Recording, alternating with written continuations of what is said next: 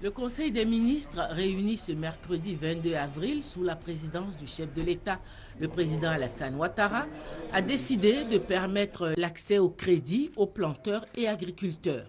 Jusqu'alors, seuls les planteurs de café et de cacao pouvaient bénéficier du récépissé d'entreposage qui leur permettait l'accès au crédit.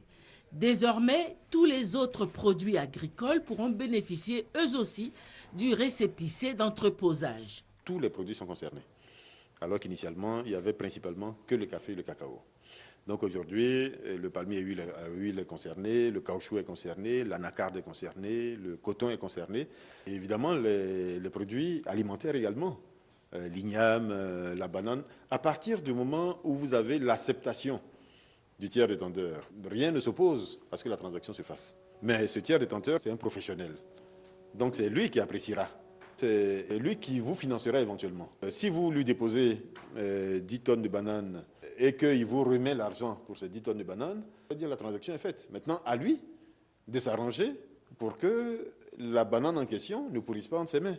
Le Conseil des ministres a pris deux importantes décisions dans l'objectif de mettre de l'ordre dans le secteur du transport.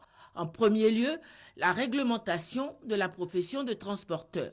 Et désormais, vous serez connu comme transporteur, ce qui n'était pas le cas jusqu'à aujourd'hui.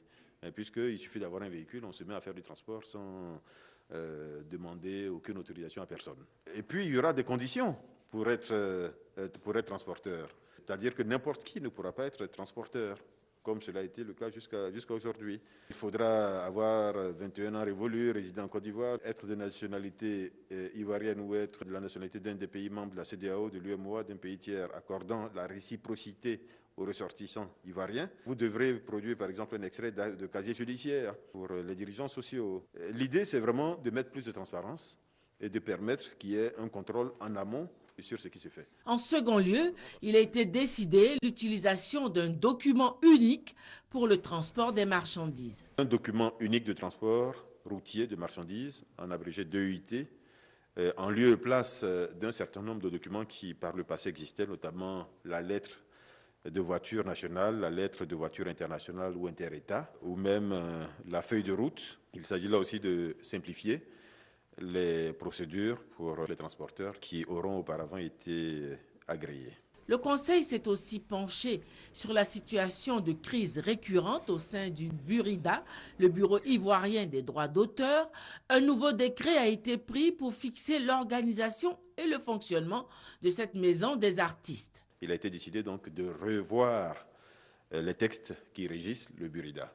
Donc à la lumière de toutes les faiblesses qui ont pu être constatées par le passé, un nouveau décret a été pris qui fixe plus clairement les attributions, l'organisation, le fonctionnement du Burida.